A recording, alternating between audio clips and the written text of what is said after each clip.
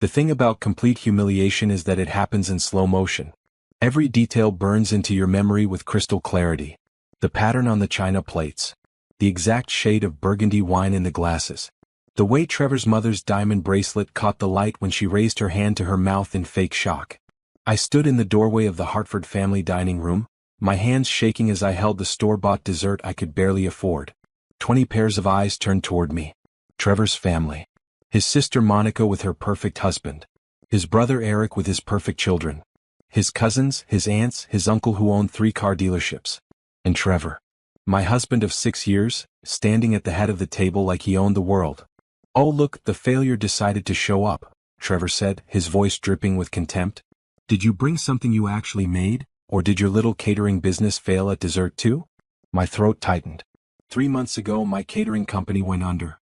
Bad contracts, a client who never paid, kitchen equipment breaking down that I couldn't afford to fix. I'd lost everything I'd built over 5 years. Every savings account emptied. Every credit card maxed out trying to save it. Trevor knew all of this. He'd watched me cry myself to sleep every night. He'd listened to me make desperate phone calls to creditors. And then 2 weeks ago, I found out he'd been sleeping with Felicia, the receptionist at his office, for the past 8 months. "Trevor, please," I whispered, aware of all the eyes on me. "Can we not do this here?" He laughed. Actually laughed. Then he walked toward me, his expensive shoes clicking on the hardwood floor his parents had imported from Italy. When he reached me, he looked me up and down. I was wearing my best dress, but it was 3 years old and didn't quite fit right anymore after stress had melted 20 pounds off my frame. "You know what the saddest part is?" Trevor said, loud enough for everyone to hear. "I actually thought you were going to be somebody. I thought that little catering business meant you had ambition. But you couldn't even keep that going. You're exactly like your mother. Poor. Useless. Abandoned." The mention of my mother sent a spike of pain through my chest. She'd raised me alone after my father left when I was 3. She'd worked 2 jobs to put me through community college. She died of a heart attack 5 years ago, exhausted and broke at 52. "Don't talk about my mother," I managed to say. Trevor smiled. It was the cruelest smile I'd ever seen. Then he did something I still can't quite believe even though I watched it happen. He spat at my feet. The room went silent except for someone's sharp intake of breath. A glob of saliva landed on my worn black shoes. The shoes I'd polished carefully that morning, trying to look presentable for this family that had never accepted me. "I want a divorce," Trevor announced to the room. "I'm done being dragged down by dead weight. Felicia is moving into our house next week. Naomi, you can take your failure and your poverty and get out of my life." His mother actually clapped. A slow, deliberate clap. "Finally," she said. "I told you 6 years ago she wasn't good enough for this family." I couldn't breathe. The walls seemed to be closing in. The faces around me blurred together, all wearing expressions of satisfaction or pity or disgust. My vision tunneled. My hands went numb. The dessert box fell from my hands and hit the floor, the cake inside probably crushed. I ran. Out of the dining room, through the foyer with its chandelier that cost more than my entire failed business, out the front door into the cool October evening. I ran to my car, a 12-year-old sedan with a crack in the windshield I couldn't afford to fix. My hands shook so badly I could barely get the key in the ignition. I drove with tears streaming down my face, not even sure where I was going. Away. Just away from that house, from those people, from the man I'd loved who had just destroyed me in front of his entire family. Eventually I ended up at my apartment. Not our apartment anymore. The apartment. A 1-bedroom in a bad part of town that I'd moved into after Trevor changed the locks on our house 2 weeks ago. The building smelled like mildew and someone's burned dinner. The stairs creaked. My door stuck when I tried to open it. Inside, the apartment was dark and cold. I'd been keeping the heat low to save money. The furniture was all secondhand, bought from thrift stores after Trevor kept everything from our marriage. One wobbly table. A futon that hurt my back. A lamp that flickered. This was my life now. 32 years old. Divorced. Business failed. No money. No family. No future. I collapsed on the futon and cried until my ribs hurt. Great heaving sobs that came from somewhere deep in my chest.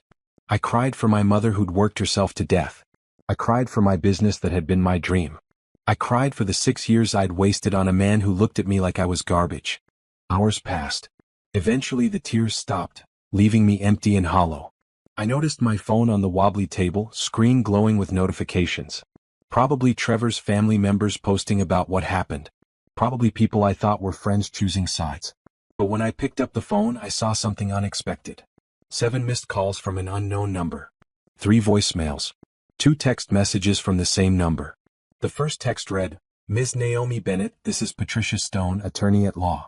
I represent your father, Robert Chin. It's urgent that we speak." My father. Robert Chin. A name I hadn't heard in 25 years. A man who'd walked out when I was 3 and never looked back. My mother had refused to talk about him except to say he'd abandoned us and we were better off without him. The second text read, "I know this is unexpected. Your father is dying. He wants to meet you. Please call me back tonight if possible. This truly cannot wait." I stared at the screen, my mind refusing to process the words. My father was dying. After 25 years of silence, of absence, of not caring whether I lived or died, he suddenly wanted to meet me. And he'd somehow found me on the worst night of my life. My finger hovered over the callback button. Part of me wanted to delete the messages and pretend I'd never seen them. The man had abandoned my mother and me. He didn't deserve my time or attention, especially not now when I was barely holding myself together. But another part of me, the part that had just been publicly destroyed by the family I'd tried so hard to impress, wanted answers. Wanted to know why he'd left. Wanted to understand where I came from. The phone rang in my hand, making me jump. The same unknown number. I answered. "Ms. Bennett?" A woman's voice, crisp and professional. "This is Patricia Stone. Thank you for answering. I know this must be overwhelming, but I need to see you tonight. Your father's condition has deteriorated.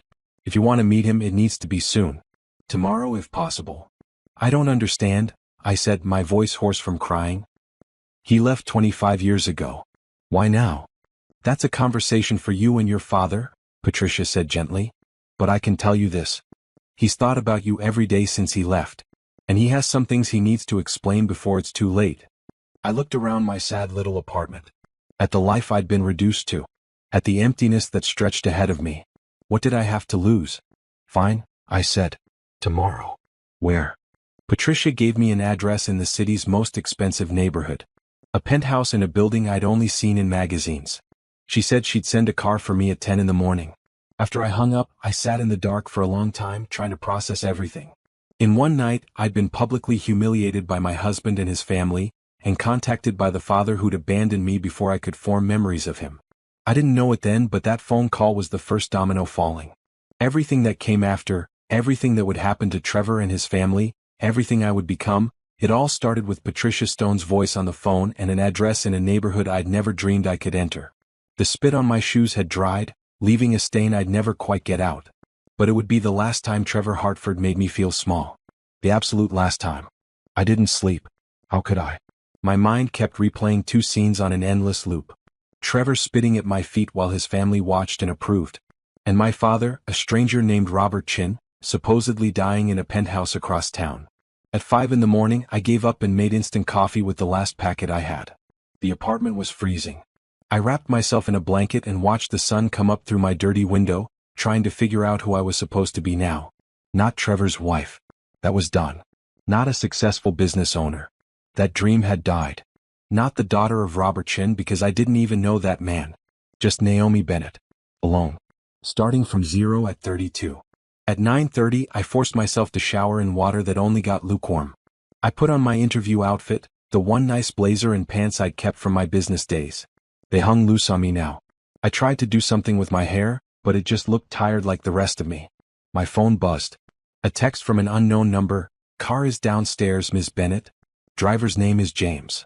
I looked out the window and saw a black luxury sedan parked in front of my building, so out of place it might as well have landed from outer space. A man in a suit stood beside it. My neighbors were going to talk about this for weeks. I grabbed my purse and headed down. James opened the rear door without a word. The inside of the car smelled like leather and money. There was bottled water in the cup holders. The seats were heated. I'd forgotten cars could be like this. The drive through the city took 40 minutes.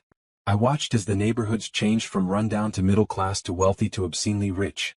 Buildings got taller and cleaner. Trees appeared on the sidewalks. People walking their dogs wore clothes that cost more than my rent. We pulled up to a glass tower that seemed to scrape the sky. James opened my door and gestured toward the entrance. "Miss Stone is waiting in the lobby to escort you up." The lobby had marble floors and a fountain in the center. Abstract art hung on the walls, The kind that probably cost millions despite looking like someone spilled paint. A security desk stretched along one wall, staffed by people in uniforms that looked more expensive than my entire outfit. Patricia Stone stood near the elevators. She was maybe 50, with silver hair cut in a sharp bob and a black pantsuit that screamed power. She extended her hand as I approached. "Naomi," she said warmly. "Thank you for coming. I know this is difficult." "Is it true?" I asked. "Is he really dying?" Her expression softened. "Pancreatic cancer, stage 4. He has weeks, maybe a month. He's been fighting it for a year, but it's progressed beyond treatment." We stepped into a private elevator. Patricia used a key to access the penthouse floor. As we rose, she spoke quietly. "Your father is going to want to explain everything himself. But I need you to know that what he did 25 years ago, leaving you and your mother, it wasn't what you think. He had reasons. Whether you believe those reasons is up to you." The elevator opened directly into a penthouse apartment that took my breath away. Floor-to-ceiling windows offered views of the entire city. The furniture was elegant but comfortable. Fresh flowers sat on every surface. And there, in a wheelchair by the window, sat a thin Asian man with gray hair and kind eyes. My father. Robert Chin looked small, diminished by illness. But even sick, I could see he'd once been powerful. The set of his shoulders. The way he held himself. He wore expensive pajamas and a robe that probably cost more than my car. When he saw me, tears filled his eyes. "Naomi," he whispered, "you look so much like your mother."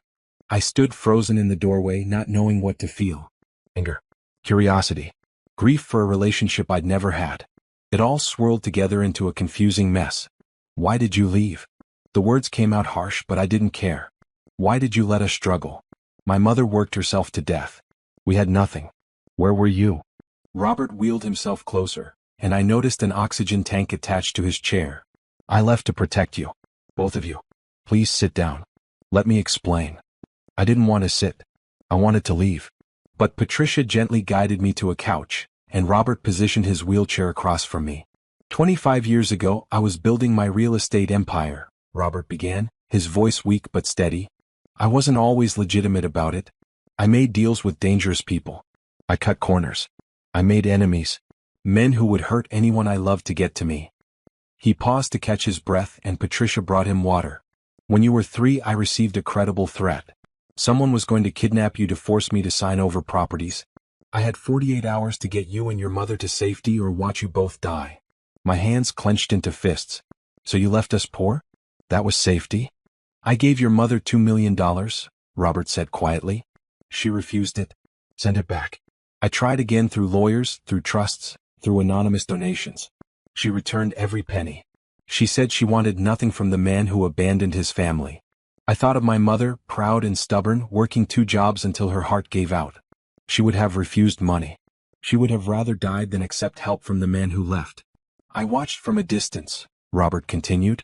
"I knew when you graduated high school, when you went to community college, when you started your catering business. I was so proud of you. I wanted to reach out 1,000 times, but I thought you were better off without me." "Why now?" I asked. "Why contact me when you're dying?" Robert's eyes filled with tears again. "Because I realized that leaving you money after I'm gone isn't enough. You deserve to know the truth. You deserve to decide whether to forgive me. And I'm selfish enough to want to know my daughter before I die." Patricia cleared her throat. "Robert, you should tell her about the business." "Right." Robert wheeled closer to a desk and pulled out a folder. "I built an empire, Naomi. Commercial real estate across the city. Office buildings, retail spaces, industrial properties. It's worth approximately $2 billion. And when I die, it all goes to you." The room spun. $2 billion. The number was so large it didn't even seem real. "I don't want your money," I heard myself say. "You can't buy back 25 years. "I know," Robert said softly. "The money isn't meant to buy forgiveness. It's your birthright. What you do with it is your choice. But please just spend time with me these last few weeks. Let me know you. Let me help you understand why I did what I did." I looked at this dying stranger who was my father. At Patricia, watching us with compassion. At the penthouse that represented a life I'd never known. And I thought about Trevor spitting at my feet. His family's laughter. The apartment with broken heat and secondhand furniture. The emptiness of my life now. "I'll visit," I finally said. "But I'm not promising forgiveness. And I'm not promising I'll accept the inheritance." Robert smiled, and for a moment I saw what he might have looked like when he was healthy. That's all I ask. A chance to know you. Patricia drove me home in her own car, a sleek vehicle that purred like a cat. On the way, she explained that Robert wanted to set me up in a better apartment immediately, but I refused. I wasn't ready for that. I wasn't ready for any of this. He's a good man, Naomi, Patricia said as we pulled up to my building. I've known him for 20 years. Everything he's done, even the mistakes, came from a place of love. Love doesn't abandon people, I said. Sometimes it does, Patricia replied. Sometimes love means walking away to keep someone safe even when it destroys you to do it. I went back to my cold apartment and sat on my futon, trying to process everything. My phone buzzed with a message from Trevor's lawyer. Divorce papers. He wanted me to sign away all rights to our house, our cars, everything. He assumed I had nothing to bargain with. I almost laughed. If he only knew. But I wasn't ready to tell anyone about Robert Chin. This secret was mine, at least for now. Let Trevor think he'd won. Let him think I was broken and poor and defeated. I'd learned something from my mother's stubborn pride and my father's strategic thinking. Sometimes the best revenge was silence. And patience. And letting your enemies think they'd already won while you planned something they'd never see coming. I picked up my phone and texted Patricia, I'll come back tomorrow. Tell Robert the first want to hear everything. Every detail of what he built. Every deal he made. Everything. Because if I was going to inherit an empire, I was going to understand it completely.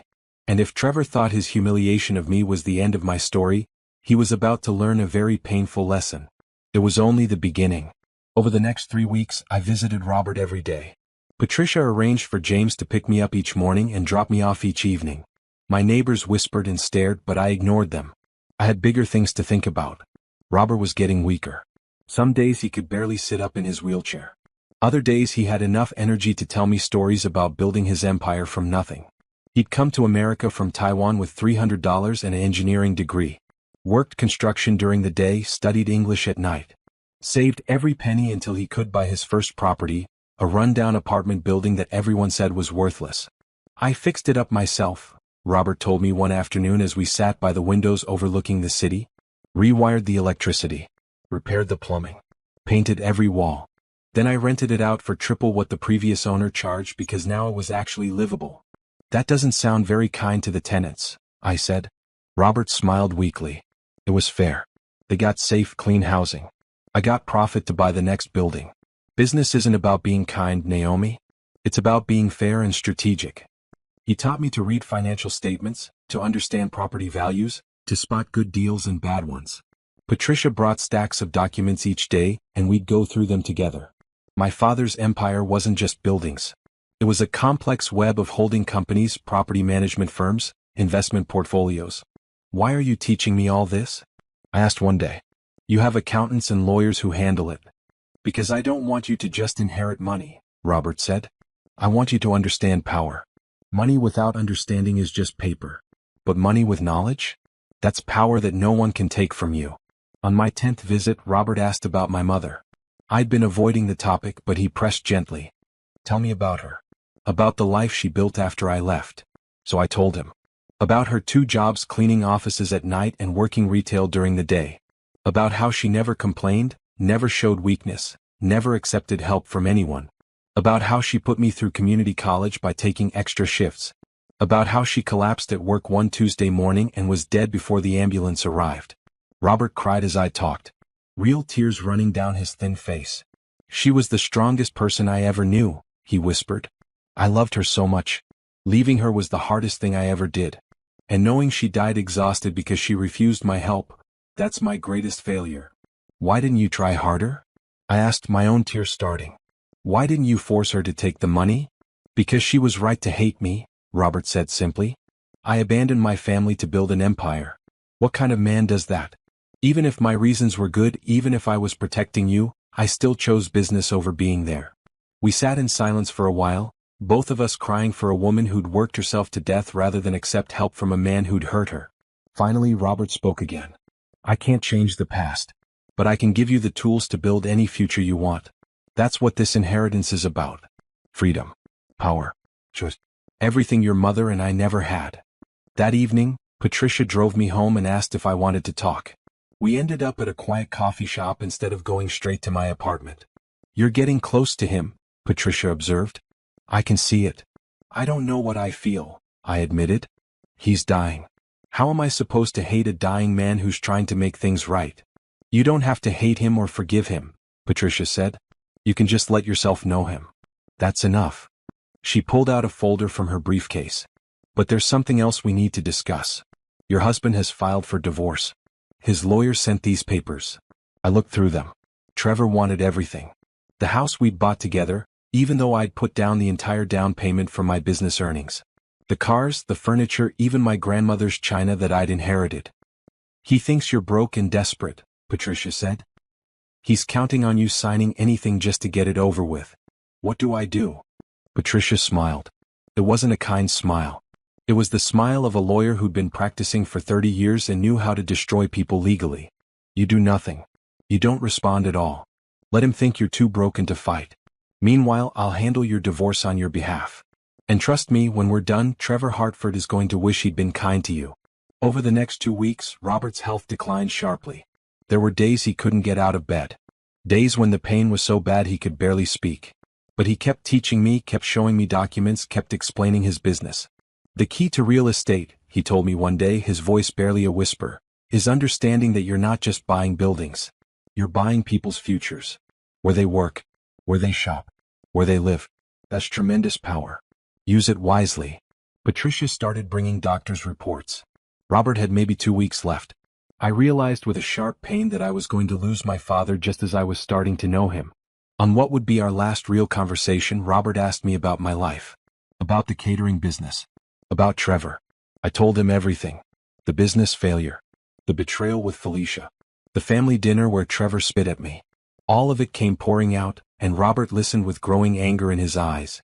Give me his full name, Robert said when I finished. Why? Because I want to know who humiliated my daughter. I told him. Trevor Allen Hartford. His family's car dealerships. His mother's real estate company. Robert's eyes widened slightly. Hartford Automotive and Hartford Properties? Yes. Why? Robert actually laughed, which turned into a coughing fit. When he recovered, he said, Naomi, my dear daughter, Hartford Properties leases 3 of their office buildings from my company. And Hartford Automotive's flagship dealership is in a property I own. My mind went blank. What? Your husband's family businesses are my tenants. They've been paying rent to my company for years. And when you inherit my empire, they'll be paying rent to you. The implications hit me like a wave. Trevor had spit on me. His family had mocked me.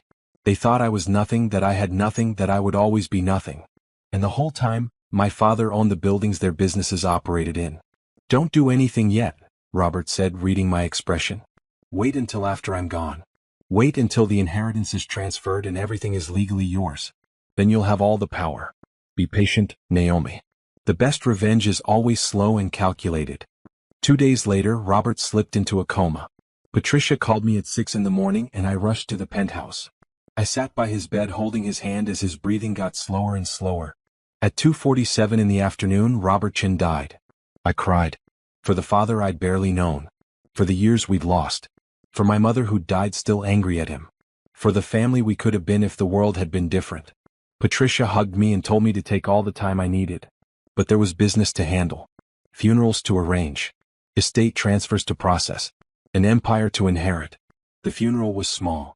Just me, Patricia, a few business associates who respected Robert, and some employees from his company.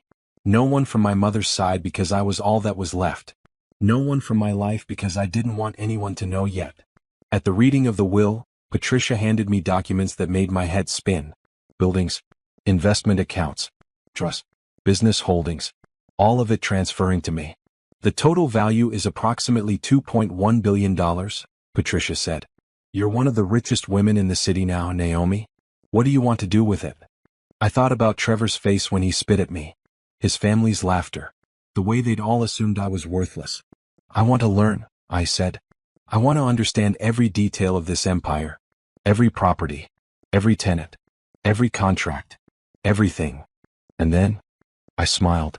It probably wasn't a nice smile. And then I'm going to rebuild my catering business. But this time I'm going to do it right. With my own commercial kitchen in a building I own. With equipment I can afford to maintain. With the kind of success that makes people notice. And Trevor? Patricia asked. Trevor is a tenant, I said. And I'm about to become a very hands-on landlord. Patricia grinned. I was hoping you'd say something like that. Let me show you the Hartford Properties lease agreement. It's up for renewal in 6 months. As she spread the documents on Robert's desk, my desk now, I felt something shift inside me. I wasn't the broken woman who'd been humiliated at that family dinner. I wasn't the failed business owner living in an apartment with broken heat. I was Naomi Bennett Chin, owner of a billion-dollar empire. And Trevor Hartford had no idea what was coming for him. The conference room at Stone & Associates law firm was all glass and steel. Through the windows I could see the entire financial district, buildings stretching toward the sky. 6 months ago, I couldn't have afforded to walk through this building's lobby. Now, Patricia told me I own 20% of it through one of my inherited holding companies. The full estate transfer is complete, Patricia said, sliding a leather portfolio across the table to me. Everything your father owned is now legally yours. The properties, the investments, the business entities, all of it. I opened the portfolio. Inside were documents listing every asset. My hands shook slightly as I read through them. 247 commercial properties. 18 residential buildings.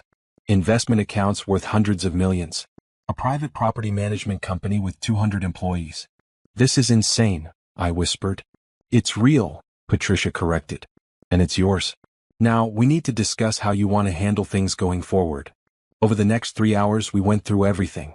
Patricia had been managing Robert's empire for years, and she was willing to continue doing so under my direction. But she wanted me to understand what I owned. This building we're in right now, she said, pointing out the window. You own floors 12 through 22. Hartford Properties has their main office on floor 15. They've been excellent tenants for 8 years, always pay on time, never cause problems. Until now, I said quietly. Patricia raised an eyebrow. What do you mean? Their lease is up in 6 months, right? You told me that before. Yes. Standard commercial lease renewal. They'll almost certainly want to renew. That location is prime for their business. I thought about Trevor's mother, Ellen Hartford, who ran Hartford Properties. I'd met her exactly twice before the divorce. Both times she'd looked at me like I was dirt on her expensive shoes. At the family dinner, she'd been the first one to clap when Trevor demanded a divorce. What if we don't renew? I asked. Patricia went very still. That would be unusual. Like I said, they're good tenants. Forcing them out would cost you a reliable income stream. But it's my building. I can choose who rents space, right? Legally, yes. Once the lease expires, you have no obligation to renew. But Naomi, this is the kind of decision that can affect your reputation in the business community. You need to be sure. I was sure. But I wasn't ready to show my hand yet. Tell me about the other Hartford property, I said. The car dealership. Patricia pulled up different files. Hartford Automotive's flagship location. They lease a 40,000 square foot lot and building from us. 5-year lease, up for renewal in 8 months. They pay $35,000 a month. $35,000 a month. Trevor's family paid my company almost $500,000 a year just for that one location. And they had no idea they'd been paying my father all these years. Had no idea they were about to be paying me. I want to attend the next tenant meeting, I said. For both properties. I want to meet with the Hartford people face to face. That's highly unusual. Your father never attended tenant meetings. I handle all of that. I'm not my father. And I want to start understanding the business from the ground level. Set up the meetings. Patricia studied me for a long moment. You're planning something. I'm planning to be a good landlord, I said innocently. She didn't believe me. But she nodded. I'll set it up. But Naomi, please be careful. Revenge feels good in the moment, but it can damage you in ways you don't expect.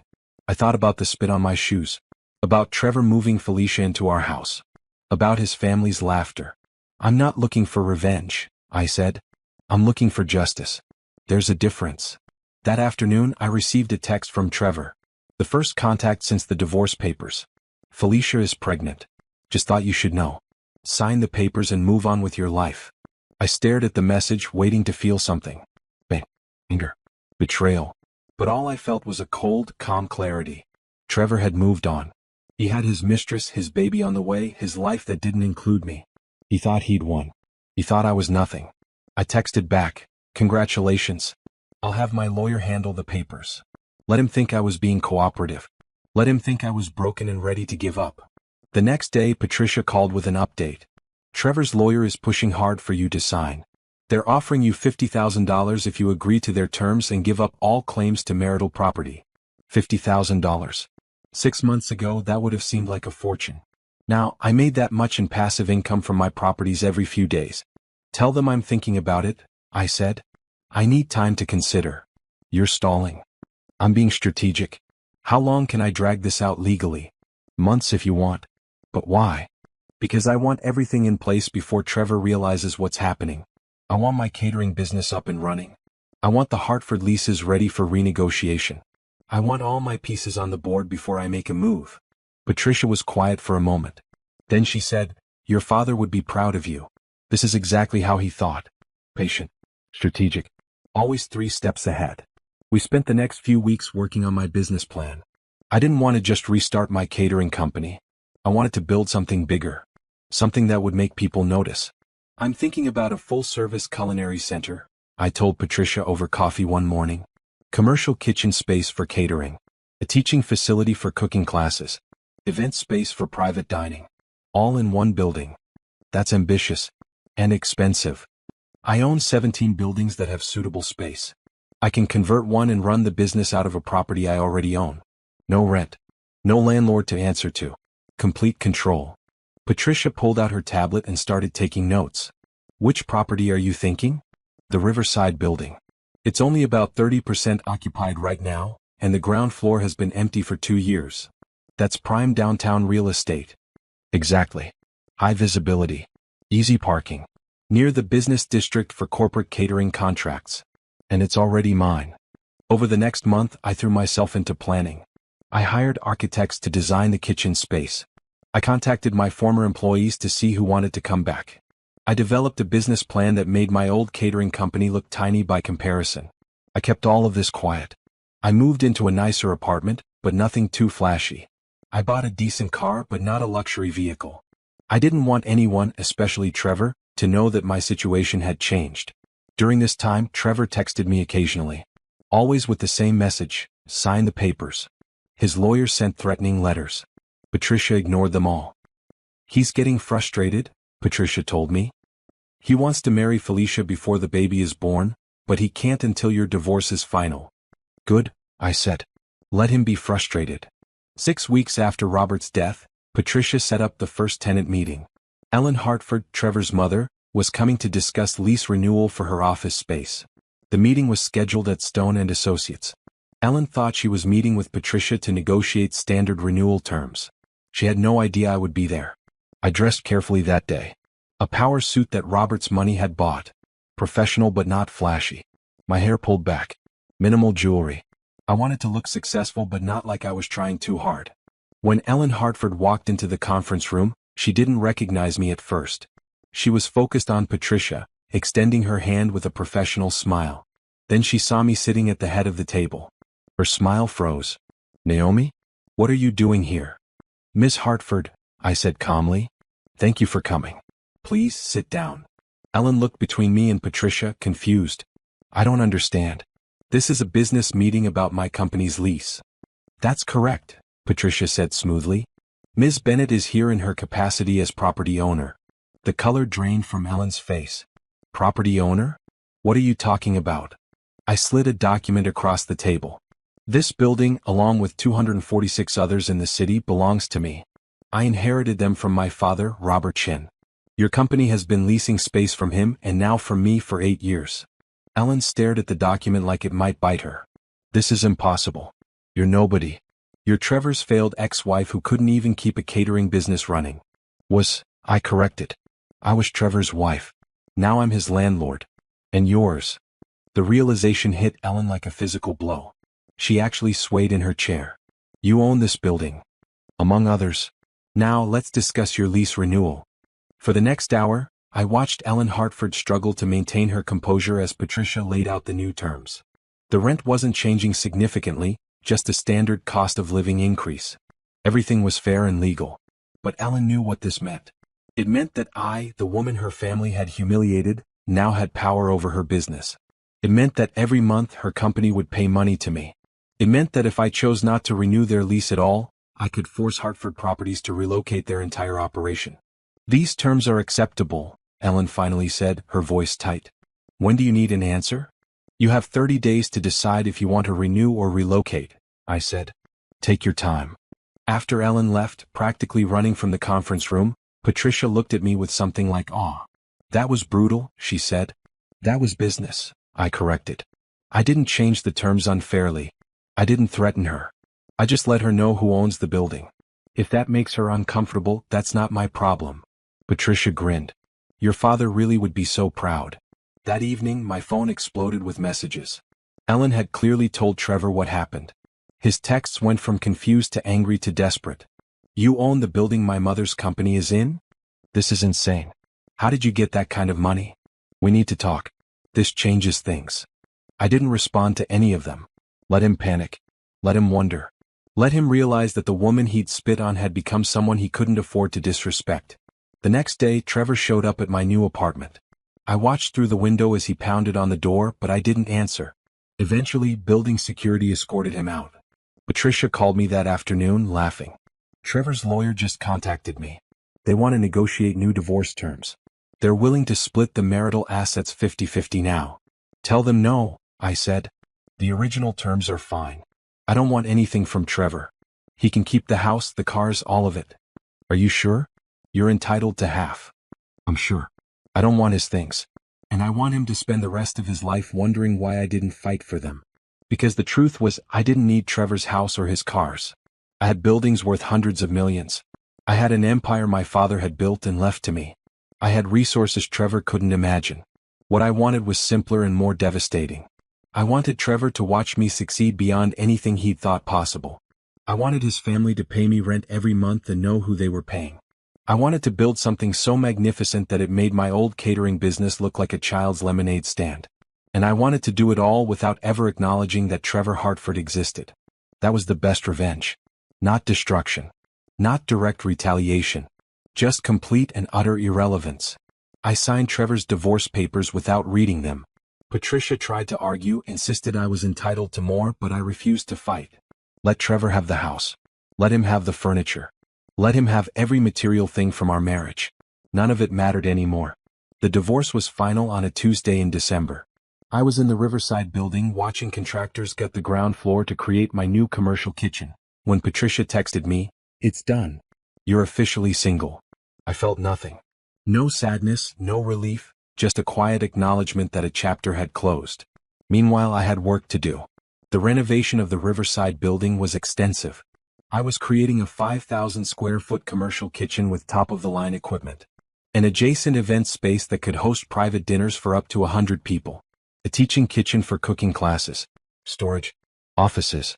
Everything I dreamed of when I first started my catering business, but never had the resources to build. This is going to cost about $3 million, the contractor told me during our first meeting. 6 months ago, that number would have made me faint. Now, I just nodded and asked about the timeline. 6 months if everything goes smoothly, he said. Make it 4 months, I replied. I'll pay extra for faster completion. While the construction happened, I focused on the business itself. I reached out to my former employees. Tasha, my sous chef who'd been with me from the beginning. Mark, my pastry specialist.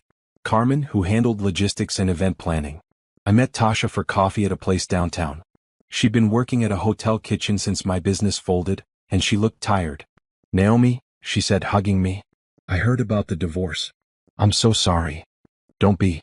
Best thing that ever happened to me. I pulled out my business plan. I want to show you something. Over the next hour, I walked her through my vision for the new company. The kitchen space, the equipment, the event venue, the teaching program. Her eyes got wider and wider. This is incredible, she said. But how can you afford all this?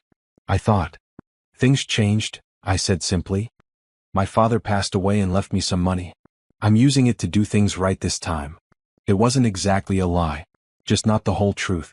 I want you to be my head chef, I continued. Salary of $85,000 to start, plus profit sharing once we're profitable. Full benefits. Creative control over the menu. Tasha's eyes filled with tears. Are you serious? Completely. You were the best part of my old business. I want to build this new one with you. She said yes before I even finished explaining all the details. I had similar conversations with Mark and Carmen. Both said yes. Both cried. Both told me they'd never lost faith in my vision, even when the first business failed. Within a month, I'd assembled a core team of 8 people. Not just employees, partners in building something real. During this time, Trevor kept trying to contact me. He'd show up at my new apartment building, but security always turned him away. He'd call from different numbers, but I never answered. He even tried to friend request me on social media. I ignored all of it. His family, meanwhile, was dealing with their own problems. Ellen Hartford signed the lease renewal for her office space, but I could see the resentment in every document she submitted. She had no choice. Moving Hartford properties to a different building would cost hundreds of thousands in relocation expenses, and it would look weak to their clients. So every month her company paid me $47,000 in rent. And every month I knew it burned her to write that check. Trevor's brother Eric ran Hartford Automotive, and his lease renewal was coming up in 2 months.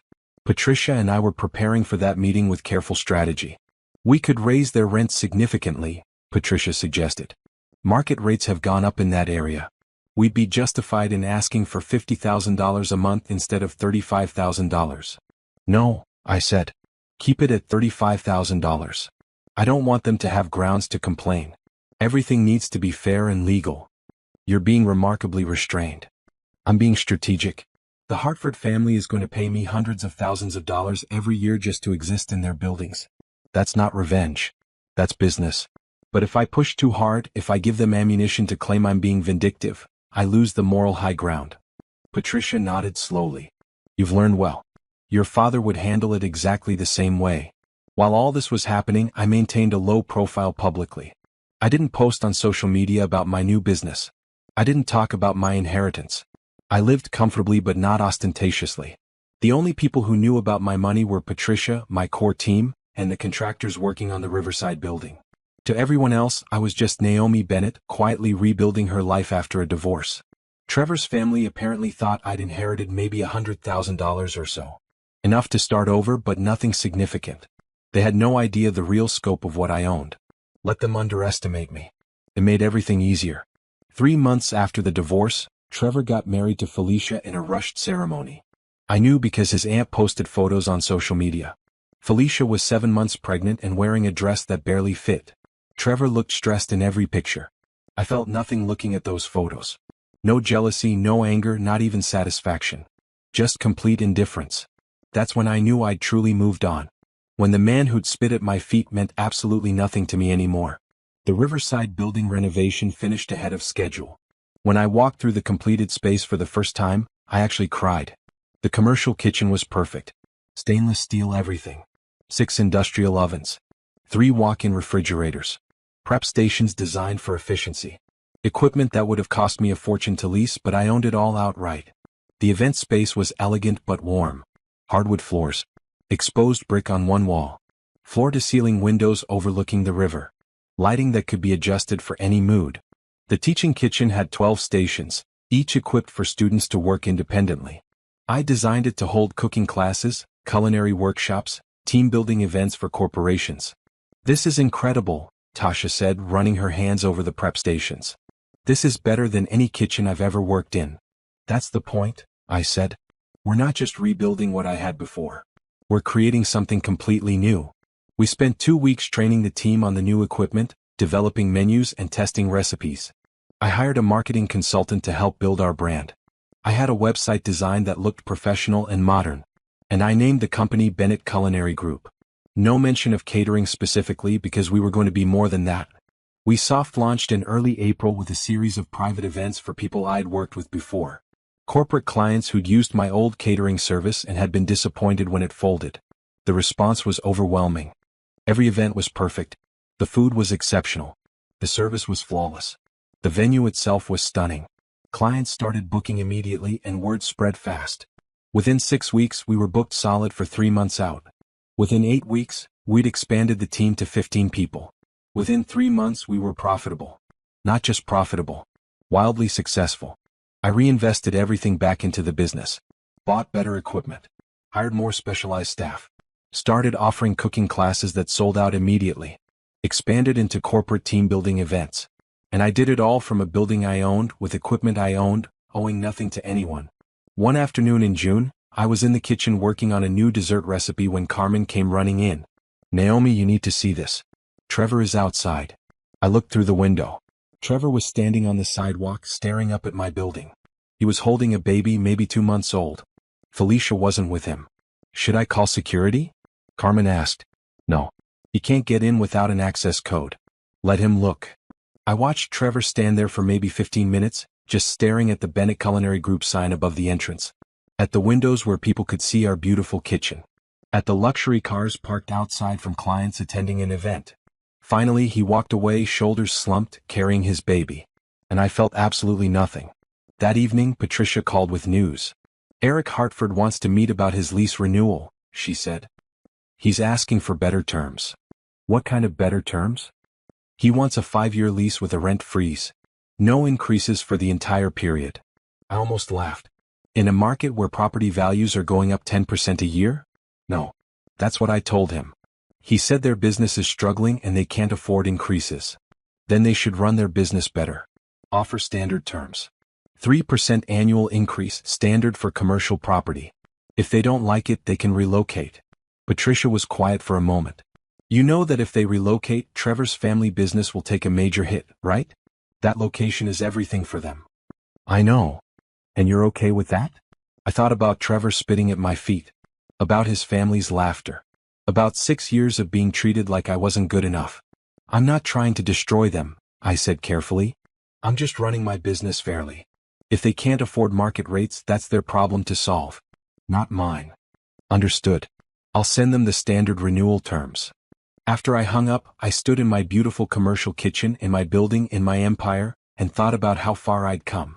6 months ago, I'd been broken and humiliated. Now I was running a successful business, my wealth growing every day, my reputation in the culinary world growing stronger. And Trevor Hartford? He was struggling. His dealership was facing rent increases they couldn't afford. His new wife had just given birth, adding expenses. His family was paying me hundreds of thousands of dollars every year just to keep their businesses running. I hadn't destroyed him. I'd just become so successful that he was irrelevant. And that, I realized, was the best revenge of all. Not destruction. Just indifference. Just success so complete that the person who'd hurt me didn't even matter anymore. I went back to my dessert recipe, smiling. Life was good. Bennett Culinary Group's reputation spread faster than I'd anticipated. We were featured in the city's food magazine. A local news station did a segment on our cooking classes. Corporate clients started booking us for major events without even asking for price quotes first. The success was intoxicating, but I stayed focused. Every morning, I arrived at the Riverside building by 6 to prep for the day. Every evening, I reviewed finances and planned for expansion. "You need to slow down," Tasha told me one afternoon. "You're working 16-hour days. You're going to burn out." "I'm fine," I said, finishing a tasting menu for an upcoming corporate event. "You said the same thing before your first business collapsed." Her words hit hard because she was right. I'd worked myself to exhaustion trying to save my old catering company, and it hadn't mattered. The difference now was that I had resources and a safety net, but the pattern was dangerous. "Point taken," I said. "I'll hire an operations manager to handle day-to-day stuff." "Good. Because you're the vision. We need you thinking ahead, not drowning in daily tasks." I hired Michael Torres the next week. He'd managed high-end restaurants for 15 years and understood both the creative and business sides. Within days, he'd streamlined our operations and freed up my time to focus on growth. Which was good because Patricia called with interesting news. "The Riverside building has 3 vacant office suites on the upper floors," she said. "I've been getting inquiries from companies wanting to lease space. One of them is a tech startup offering $15,000 a month for a 2,000 square foot suite." "That's good money." "It gets better." I did some research. The startup's founder, Josh Kim, used to work for Trevor at the car dealership. Apparently they had a falling out over unpaid commissions. I smiled. "Schedule the meeting. I'd like to meet Josh personally." Josh Kim turned out to be a sharp 28-year-old who developed an app for automotive inventory management. He walked into my office with a laptop and a pitch deck, ready to sell me on why his company deserved the space. "Mr. Kim," I said, gesturing to a chair. "I've reviewed your application. The space is yours if you want it." He blinked. "That's it? Don't you want to see the business plan? Financial projections?" "I've done my research. Your app is solid. Your clients are growing. You pay your bills on time. That's all I need to know. Josh relaxed slightly. Thank you. I wasn't sure if... He hesitated. If I'd rent to you because you used to work for Trevor Hartford? His eyes widened. You know about that? I know everything about the Hartford family. And I know Trevor still owes you $47,000 in unpaid sales commissions. Josh's jaw tightened. He claimed I didn't meet the requirements for the bonus structure. But I had it all documented. He just didn't want to pay. Have you considered suing? I talked to a lawyer. It would cost more than I'd win, and Trevor has his family's resources to drag it out. I decided it was better to just move on and build my own thing. I pulled out a business card and slid it across the desk. This is my lawyer, Patricia Stone. Tell her I sent you. She'll handle your case pro bono and I'll cover any court costs. You deserve that money. Josh stared at the card like I'd just handed him a winning lottery ticket. Why would you do that? Because Trevor Hartford owes a lot of people a lot of things. And I believe in settling debts. 2 weeks later, Josh's lawsuit hit Trevor's dealership. Patricia made sure it was airtight, backed by documentation Josh had carefully kept. The case was strong enough that Trevor's lawyer advised him to settle. Trevor paid Josh the full $47,000 plus legal fees. I heard about it from Patricia, who could barely contain her amusement. Trevor is furious. He knows you're behind this somehow, but he can't prove it. You just rented office space to a former employee. That's not illegal. It's just good business, I said innocently. Around this same time, the Hartford automotive lease renewal came up. Eric Hartford, Trevor's brother, came to the meeting with his lawyer and his accountant. He was prepared for a fight. Ms. Bennett, Eric began, his tone stiff. We've been excellent tenants for years. We'd like to propose a 5-year lease with fixed rent at the current rate. I appreciate your business, Mr. Hartford, I replied. But that's not how commercial real estate works. I'm offering standard renewal terms, 3-year lease with a 3% annual increase. Eric's accountant jumped in. That's a significant cost increase over time. In this economy, businesses need stability. Then sign a 3-year lease, I said calmly. That's stability. What if we can't afford the increases? Eric asked bluntly.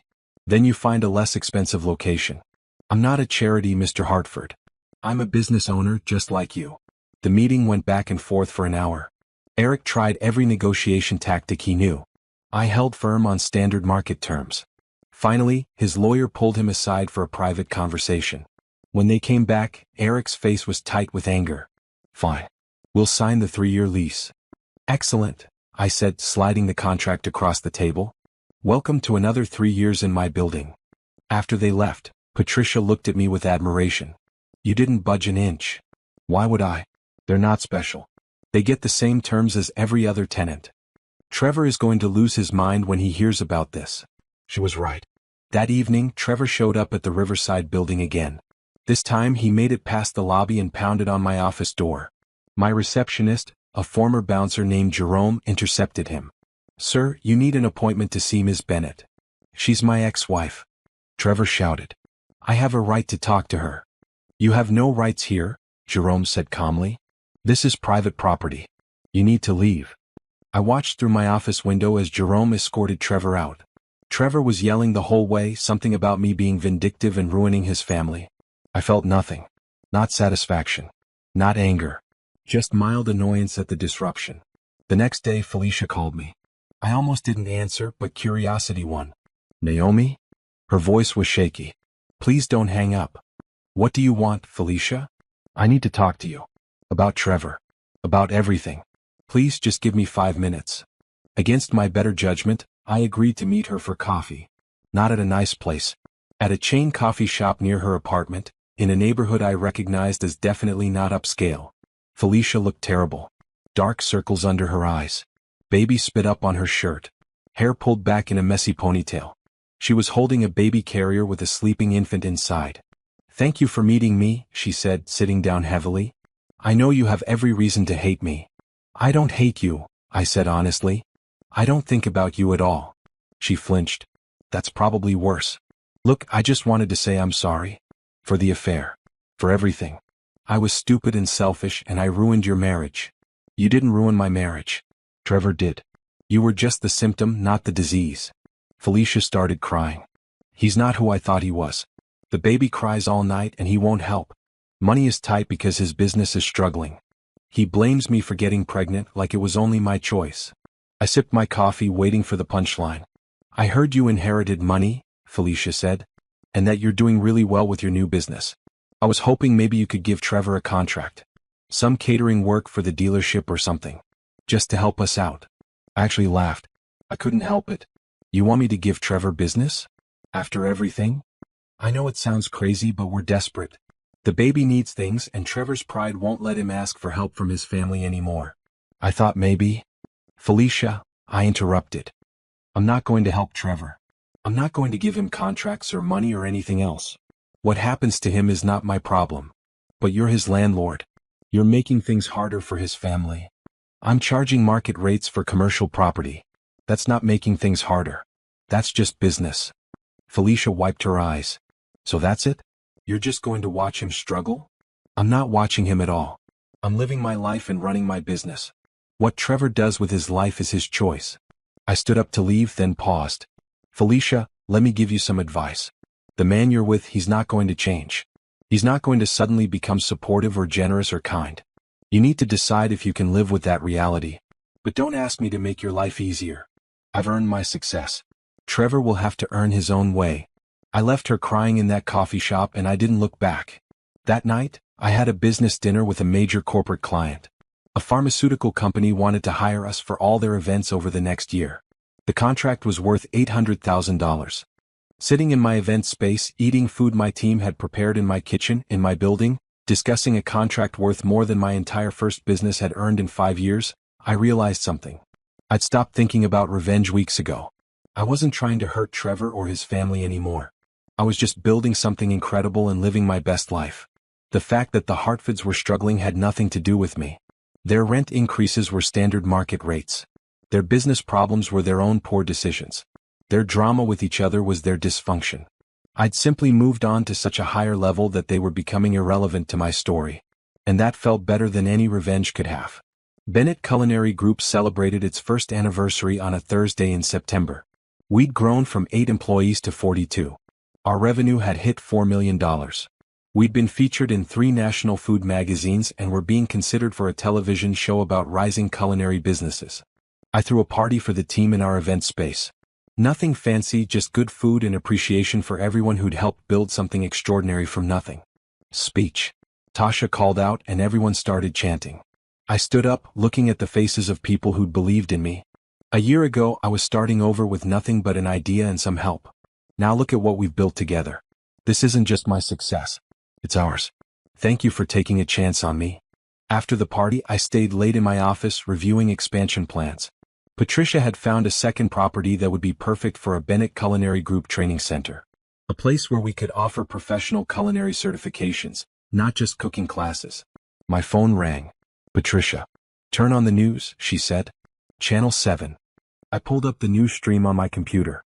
The headline made my breath catch. Hartford Automotive files for protection under Chapter 11 bankruptcy.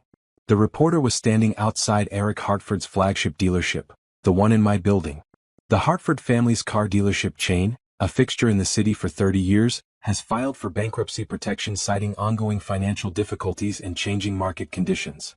The company employs over 200 people across 3 locations. I watched as they showed footage of Eric Hartford making a statement. He looked exhausted, defeated. This is a temporary measure to restructure our debt and continue operations, he was saying. We remain committed to serving our customers and supporting our employees. The reporter continued, sources say the company has been struggling with increased operational costs, including a recent rent increase on their flagship location. The dealership leases the property from Bennett Commercial Holdings, a property management company owned by local entrepreneur Naomi Bennett. My name. On the news. Connected to the Hartford bankruptcy. My phone started ringing immediately. News outlets wanting comments. Other tenants wanting to know if their rents would increase. Business associates curious about the connection. I answered none of them. Instead, I called Patricia. This is going to look bad, I said. Like I deliberately drove them into bankruptcy. Did you? Patricia asked. No. I charged them standard market rates. The same rates I charge everyone else. Then you have nothing to worry about. The bankruptcy is about their poor business decisions, not your rental terms. They overextended, didn't adapt to market changes, and made bad financial choices. That's on them. But I knew how it would look. The scorned ex-wife who inherited money and used it to destroy her former husband's family business. It didn't matter that the rent increase was fair. It didn't matter that I'd given them the same terms as every other tenant. The narrative was going to be about revenge. The next morning, I had a meeting with my marketing consultant. She was blunt. "This could actually work in your favor," she said. "The story is getting attention. Bennett Culinary Group is being mentioned in articles about the Hartford bankruptcy. People are curious about you. We can use this. I don't want to use a family's financial problems for publicity. You're not. But you can control the narrative. Do an interview. Tell your story. Let people know who you really are. Right now you're a mystery. Fill in the blanks before someone else does it for you." She was right. I agreed to one interview with a business reporter who'd been covering the food industry for years. Someone who'd understand the culinary business side, not just the drama. The interview was scheduled for the following week. In the meantime, the harassment started. Trevor's family members began posting on social media. Ellen Hartford wrote a long post about how I'd targeted her family out of spite. Trevor's cousin called me a gold digger who inherited dirty money. Anonymous accounts started leaving negative reviews on our business pages. My team rallied around me. Tasha posted a defense on her personal account, talking about how I'd given her a second chance when no one else would. Carmen shared stories about our work with culinary students. Michael highlighted our commitment to fair wages and good working conditions. Our regular clients started defending us too. Corporate executives who'd worked with us wrote glowing testimonials. People who'd taken our cooking classes shared their experiences. The tide began to turn. But it was Josh Kim's post that really changed things. He wrote about how Trevor had cheated him out of commissions. How I'd helped him get justice. How I'd rented him office space and supported his business. He ended with, "Naomi Bennett isn't vindictive. She's fair. If the Hartford family is struggling, it's because of their own choices, not because of her." The business interview came at the perfect time. The reporter, Sandra Chong, met me at the Riverside building. She toured the kitchen, the event space, the teaching facilities. She interviewed my staff. She reviewed our financials. Then we sat down in my office for the personal story. "Let's start at the beginning," Sandra said. "Before Bennett Culinary Group. Before the inheritance. Who were you?" I took a deep breath and told her everything. About my mother working 2 jobs. About building my first catering business from nothing.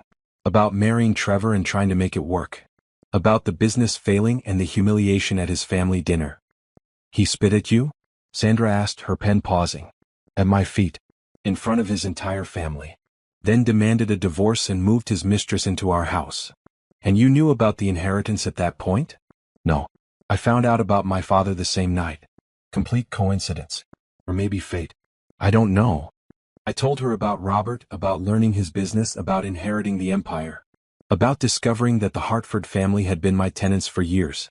"So when you raised their rent," Sandra said carefully, "was that revenge?" "It was business. Every tenant in that building got the same percentage increase. Market rates went up. Commercial property is an investment.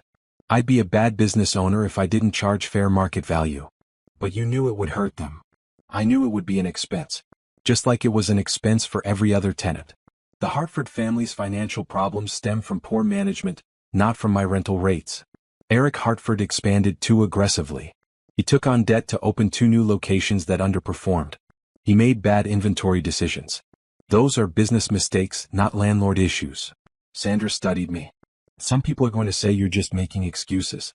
That you saw a chance to hurt the family that humiliated you and you took it. Those people can think what they want. I sleep well at night knowing I've conducted my business fairly and ethically. I employ 42 people at good wages. I pay my bills. I contribute to my community. If that makes me vindictive, then I guess I'm vindictive." The article came out 3 days later. Sandra had done her homework. She'd interviewed other tenants who confirmed I charged fair rates. She talked to business analysts who explained the Hartford family's financial mistakes. She'd reviewed public records showing that my rent increase was standard across the market. The headline was, "From Humiliation to Empire, How Naomi Bennett Built Success on Her Own Terms." The article painted me as a survivor who'd overcome adversity, not a villain seeking revenge.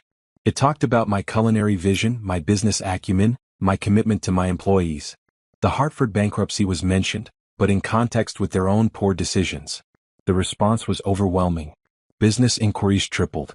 Cooking class enrollments filled up for the next 6 months. Other property owners reached out wanting to know about my management philosophy. And Trevor went quiet. No more showing up at my building. No more angry texts. No more social media posts from his family attacking me.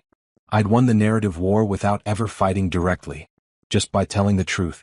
One afternoon, I was reviewing applications for our new training center when Jerome buzzed my office. "Miss Bennett, there's someone here to see you." Ellen Hartford. I was surprised. After all the social media posts and accusations, I didn't expect Trevor's mother to show her face here. "Send her up." Ellen looked older than the last time I'd seen her. More tired. Her expensive clothes couldn't hide the stress she was carrying. "Naomi," she said, sitting down without being invited. "We need to talk." "About what?" "About my family. About our businesses. About everything." I waited. Ellen took a deep breath. "Eric's bankruptcy is going to affect all of us. Hartford Properties is struggling too. Your building is our biggest expense, and with the market soft right now, we're barely covering our costs." "I'm sorry to hear that. But I don't know why you're telling me this." "Because I'm asking you to reduce our rent. As a courtesy. As a consideration for everything." I almost laughed. "A courtesy?" "Ellen, you stood in your dining room and clapped when your son spit at me and demanded a divorce. Your family mocked me on social media for months. And now you want me to give you a discount on rent. That was before we knew who you were." "Exactly. You treated me like garbage when you thought I was nobody. Now that you know I have money and power, you want favors. That's not how this works." Ellen's face hardened. "So you are trying to destroy us. This is revenge. This is business. You're not getting special treatment because of your past relationship with me. You're getting the same treatment as every other tenant. If that's not enough for your business to survive, that's your problem to solve." "My son made a mistake," Ellen said, her voice breaking. "Trevor was cruel to you. I know that. But punishing the entire family—" "I'm not punishing anyone," I interrupted. "I'm running my business. You're free to break your lease and find a cheaper location if you want. No penalty, no hard feelings. But I'm not reducing your rent below market rates. Not for you, not for anyone." Ellen stood up, shaking. "You've changed. The Naomi I knew would never be this cold. The Naomi you knew was desperate for your approval. She's gone. I'm what's left. And I'm fine with that." After she left, I sat at my desk for a long time, thinking about who I'd become. Had I changed? Absolutely. I was harder now. More confident.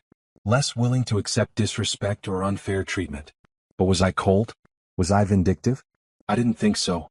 I was just refusing to be a victim anymore. I was setting boundaries and sticking to them. I was running my business with the same ruthless fairness my father had taught me. If that made me cold, so be it. That evening, I attended the opening of Josh Kim's new office in my building. His startup was thriving and he'd hired 15 employees. He gave a speech thanking everyone who'd believed in him, and he made a point of thanking me specifically. "Naomi Bennett gave me more than office space," he said. "She gave me a chance when I needed it most. She helped me get justice when I was wronged. She believed in me. That's the kind of landlord and person she is." After the event, Josh pulled me aside. "I heard Ellen Hartford came to see you today. News travels fast. She tried to get me to talk to you. Said maybe I could convince you to reduce their rent since we're both tenants." I raised an eyebrow. "What did you tell her?" "I told her that you're fair to everyone, and fair doesn't mean giving special deals to people who treated you badly. I told her that if Hartford Properties can't afford market rates, they should run their business better." I smiled. "Thank you." "Thank you," Josh countered. "For everything. You changed my life." Walking back to my apartment that night, I realized something important. The Hartford family saw me as vengeful because my success highlighted their failures. But that wasn't my problem. I hadn't caused their struggles. I just refused to save them from the consequences of their own choices. And that was okay. I wasn't responsible for fixing the problems of people who'd hurt me. I was only responsible for building my own success and treating people fairly. The rest was up to them. 3 months after the Hartford automotive bankruptcy filing, I received an interesting call from Patricia. "Hartford Properties is trying to sublet 3 of their office suites," she said. "They need to reduce their square footage to cut costs. That violates their lease agreement. No subletting without landlord approval." "I know. That's why Ellen is requesting a meeting. She wants to formally ask permission." I thought about it. Subletting could actually be good for me.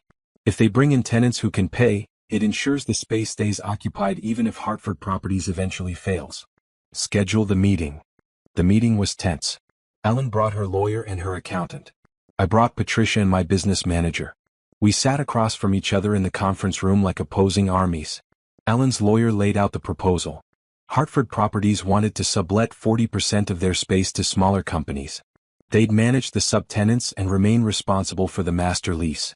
What do you get out of this? I asked Ellen directly. She hesitated. We cut our costs while keeping our main office functional. It keeps us from having to relocate entirely. And what do I get?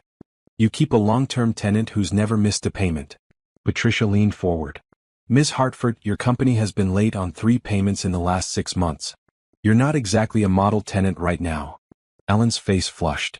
We've caught up each time. After incurring late fees, Patricia pointed out. I studied Ellen. She looked desperate, clinging to her business by her fingernails. A year ago, I might have felt sympathy. Now I just felt detached professional interest. I'll approve the subletting, I said. On 2 conditions. First, I approve all subtenants.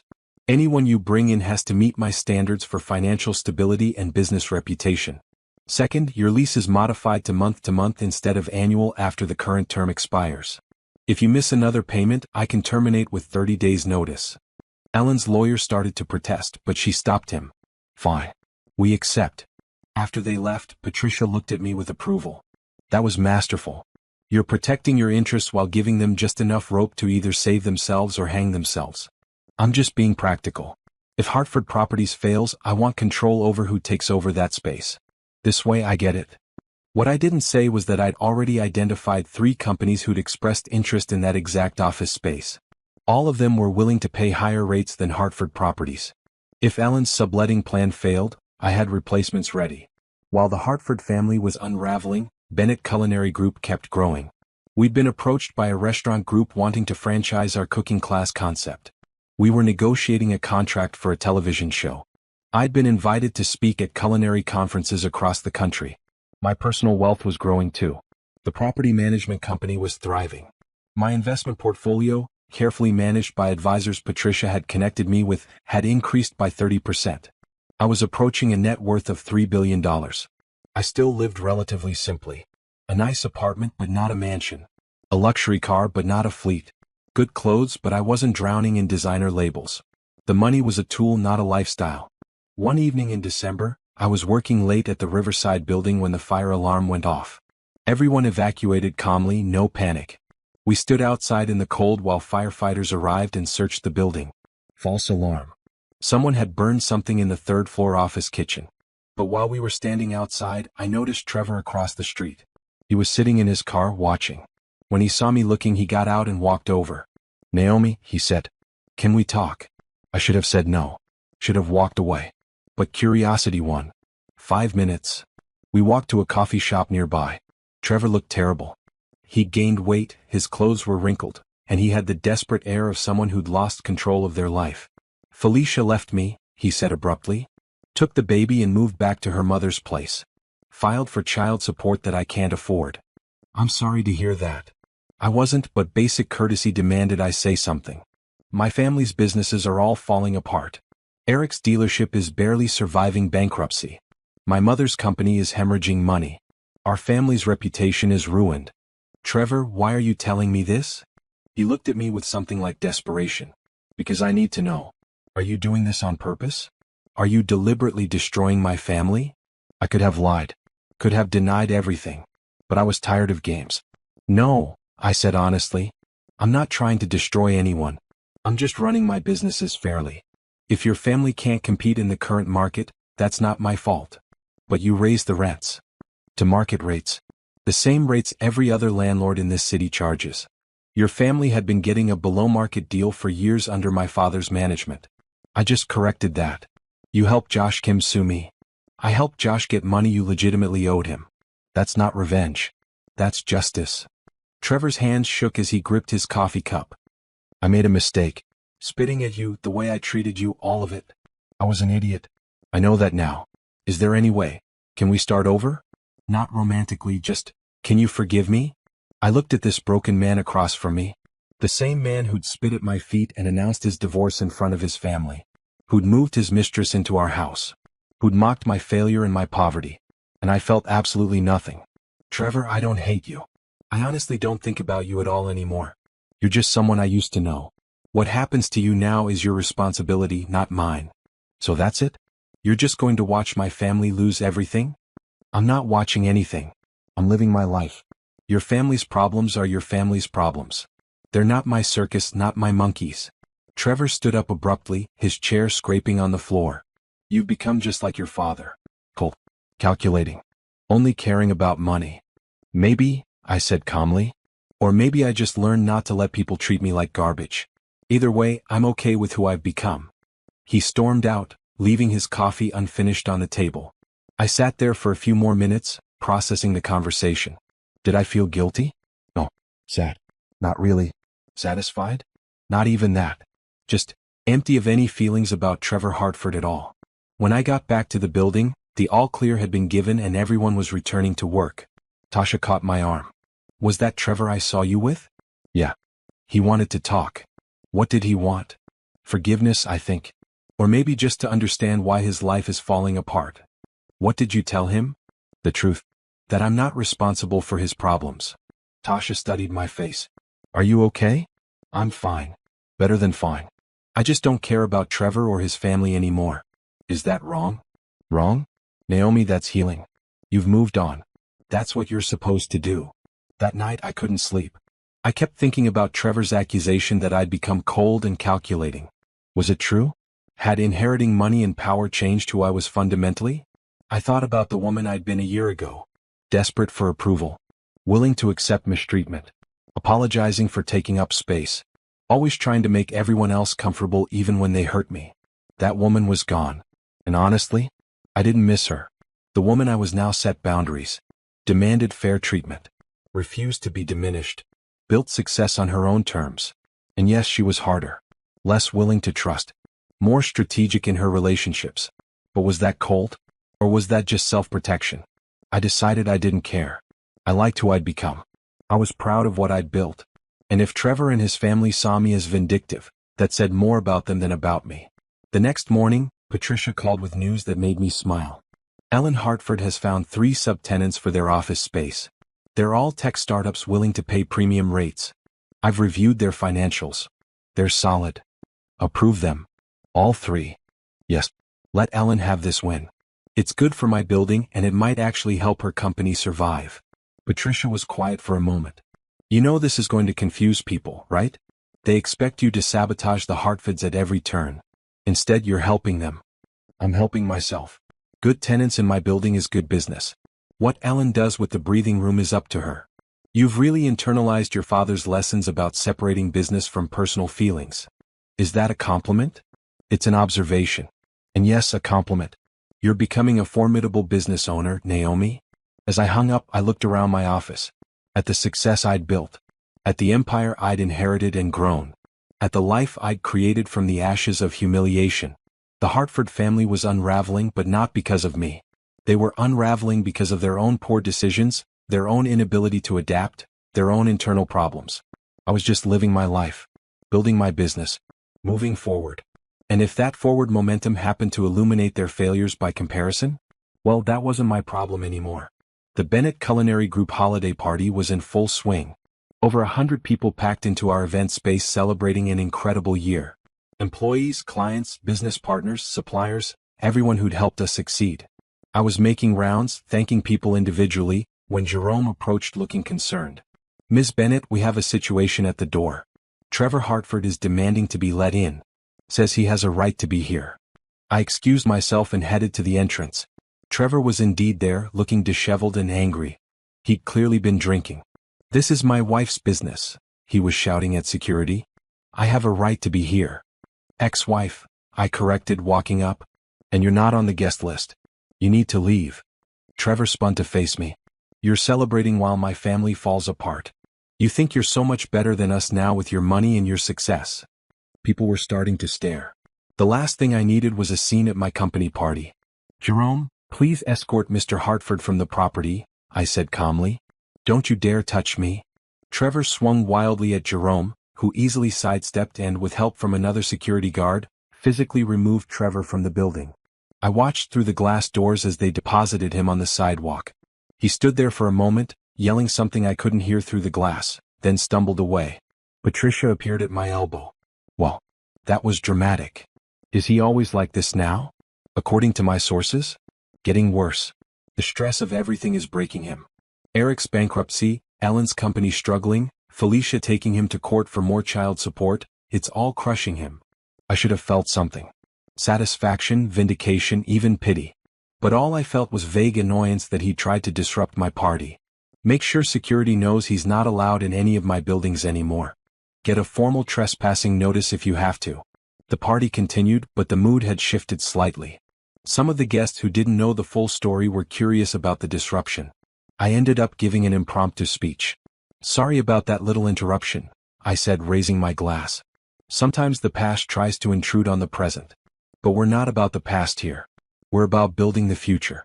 To all of you who've helped make this year incredible, thank you. Here's to an even better next year. The applause was genuine and the party recovered its energy. A week later, I was featured in a business magazine profile. The article talked about my rise from failed business owner to successful entrepreneur, my inheritance and how I'd grown it, and my philosophy on business and fairness. The interviewer had asked about the Hartford family. I'd been careful in my response. I inherited properties that happened to house some of my ex-husband's family businesses, I'd said. I charge them the same fair market rates I charge everyone else. Their financial problems stem from their own business decisions. I wish them well, but their success or failure is not my responsibility. The article published with photos of me in the kitchen working with my team, standing in front of the Riverside building. I looked confident, successful, happy. Trevor apparently saw the article. Because the next day he posted a long rant on social media. Naomi Bennett is a fraud, he wrote. She inherited dirty money from a father who abandoned her and is using it to destroy the family that tried to help her. She's vindictive, cruel, and manipulative. Don't believe the press. She's not a success story. She's a cautionary tale about what happens when bitter people get power. The post got traction. Some people agreed with him. But many more defended me, pointing out that I'd built a successful business independent of the inheritance. I charged all tenants the same fair rates. The Hartford family's problems were well documented and predated any involvement from me. Trevor was an unreliable narrator with obvious bias. Tasha wanted me to respond publicly. Carmen thought I should sue for defamation. Michael suggested I ignore it completely. I chose a middle path. I posted one simple statement on the Bennett Culinary Group's social media. I've worked hard to build success through fairness, integrity, and quality service. I let my work speak for itself. To those who've supported us this year, thank you. To those who haven't, I wish you well. No mention of Trevor. No engagement with his accusations. Just a simple statement of values. The response was overwhelmingly positive. Several major clients publicly renewed their contracts with us.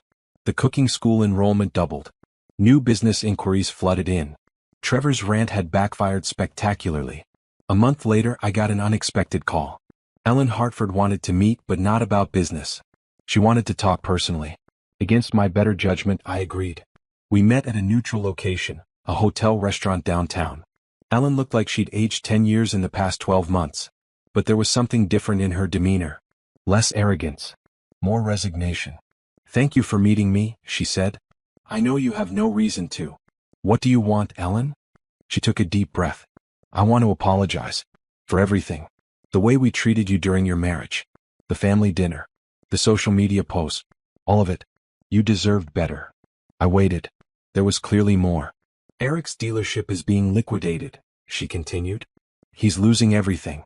Trevor has hit rock bottom with his drinking and his anger. My company is barely surviving. And I realize that blaming you for all of it is easier than admitting we did this to ourselves. You did, I agreed. You overextended your businesses. You made bad decisions. You treated people poorly. Those consequences are yours, not mine. I know. That's why I'm here. Not to ask for help or special treatment. Just to apologize. What we did to you was cruel. And you didn't deserve it. I studied Ellen's face. She seemed sincere.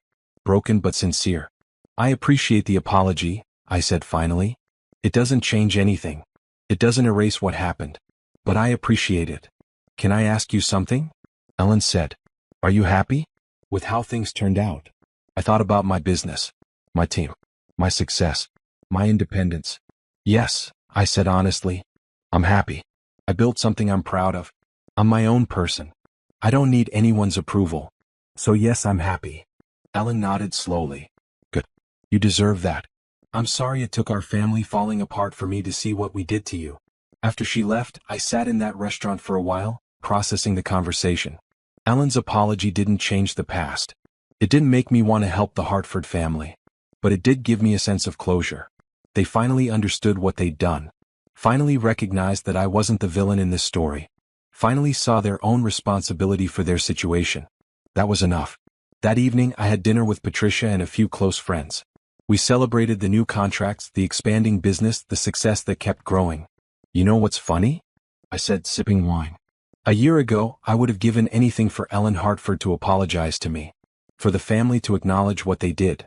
Now that it's happened, it doesn't really matter.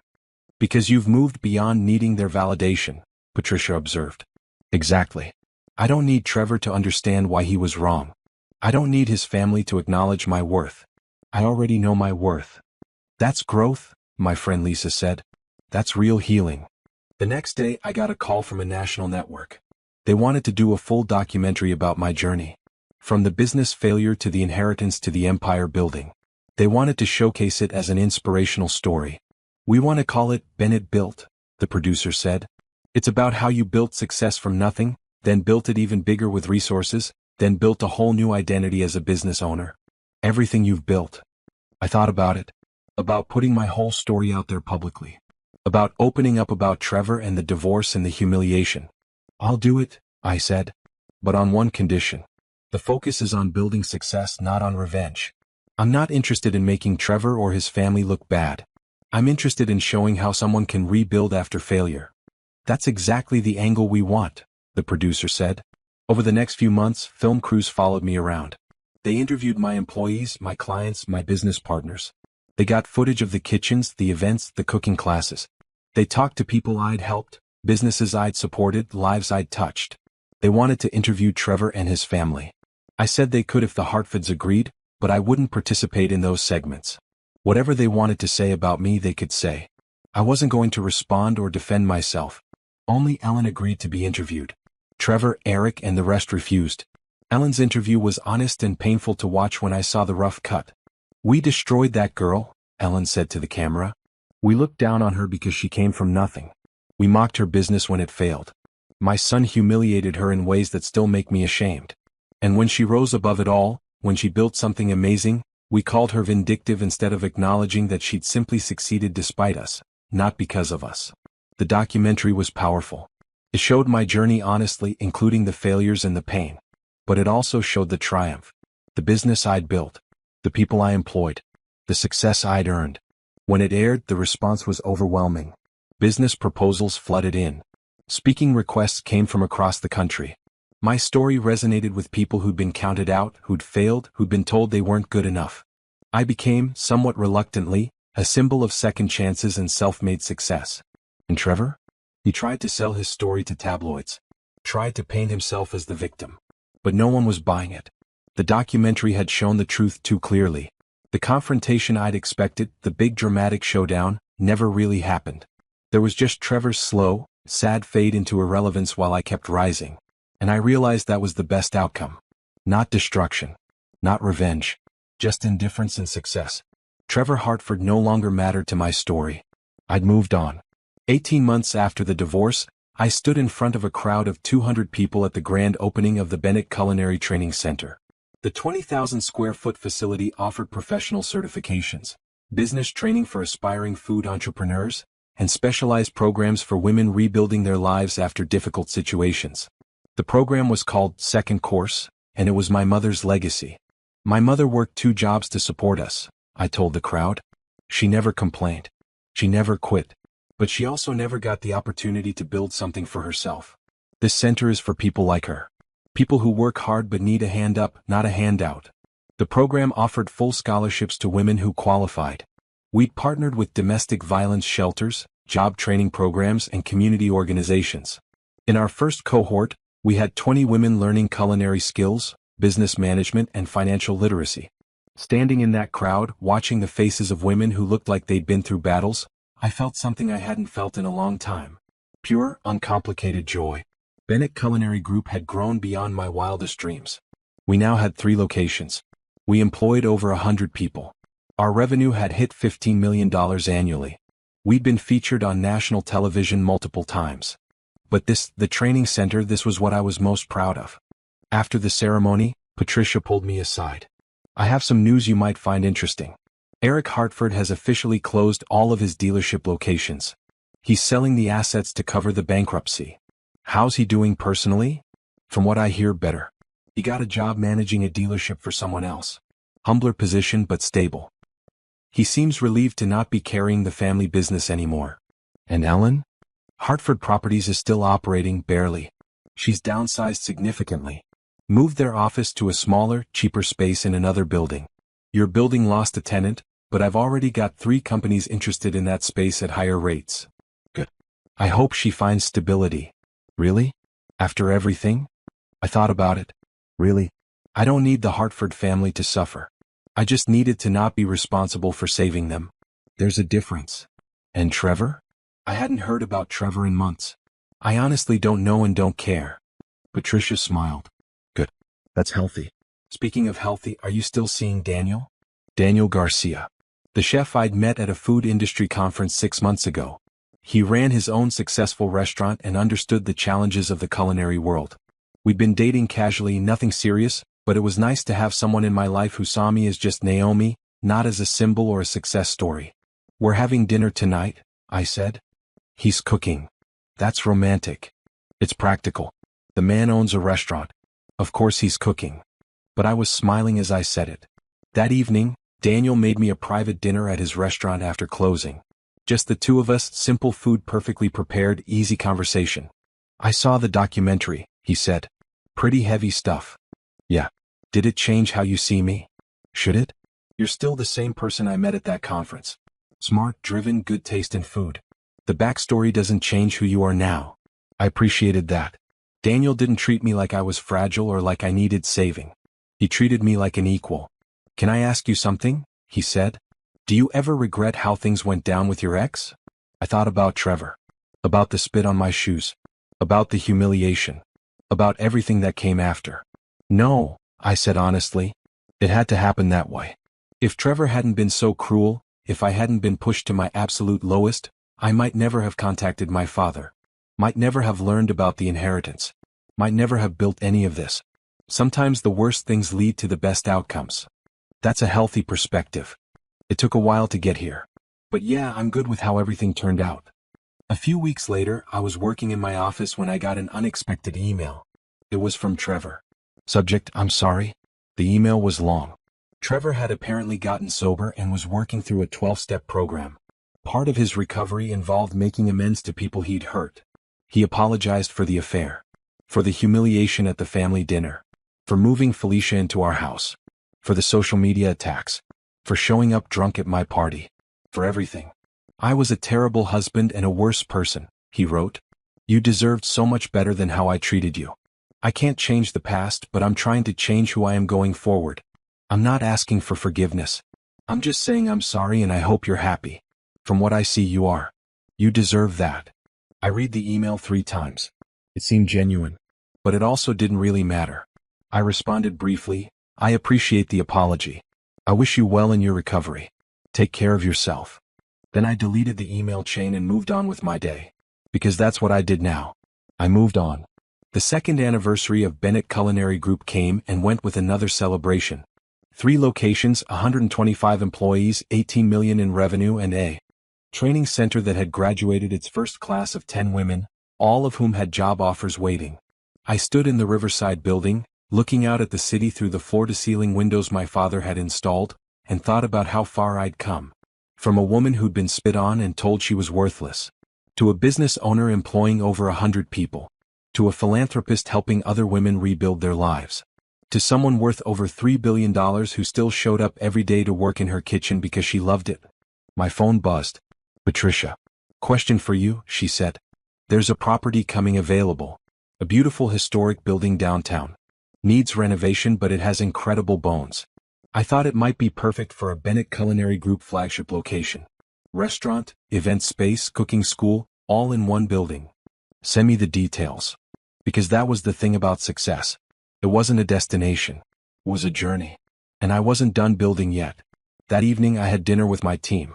Tasha, Michael, Carmen, and about 15 others who'd been there from the beginning. We talked about the new property, about expansion plans, about the future. Remember when it was just 8 of us working out of a mostly empty building? Tasha said, laughing. Now look at us. We've come a long way, I agreed. You've come a long way, Carmen corrected. We just followed your vision. No, I said firmly. We built this together. My name might be on the building, but this is all of ours. Every success, every achievement, we did it as a team. Later, walking back to my car, I passed the building where Trevor's family used to have their office. It was now occupied by a tech company paying triple what Hartford Properties had paid. I felt nothing looking at it. No satisfaction, no regret, nothing. It was just a building. Just business. Just the past. I drove home to my apartment, the one I picked because I liked the neighborhood, not because I needed to prove anything. I made myself tea and sat on my balcony looking at the city lights. Somewhere out there, Trevor was rebuilding his life in recovery. Ellen was trying to save her smaller business. Eric was working for someone else.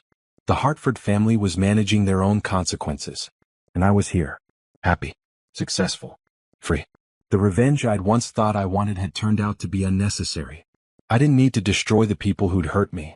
I just needed to build something so successful, so fulfilling, so meaningful that they became irrelevant to my story. My phone rang. Daniel. Hey, I answered. What's up? Just wanted to hear your voice. How was your day? Good. Productive. Yours? Same. Listen, I know this is short notice, but a friend offered me his beach house next weekend. Want to go? Just us, no work, no pressure. I smiled. Yeah, that sounds perfect. After we hung up, I sat on the balcony a while longer thinking about second chances. About how life could break you down completely and somehow, if you were lucky and worked hard and had help when you needed it, you could build something even better from the pieces. My mother would be proud of me. Not for the money or the success, though she would have been happy about that. But for refusing to stay broken. For refusing to let cruel people define my worth. For building something meaningful that helped other people. And my father? He'd given me the tools, but I'd done the work. I'd taken his empire and grown it. I'd built my own success on top of his foundation. But most importantly, I'd forgiven myself. For the business that failed. For the marriage that ended. For not being perfect. For being human. That was the real new beginning. Not the money or the success or the empire. It was learning to see myself the way I wanted to be seen. Strong. Capable. Worthy. And knowing that no one could ever take that away from me again.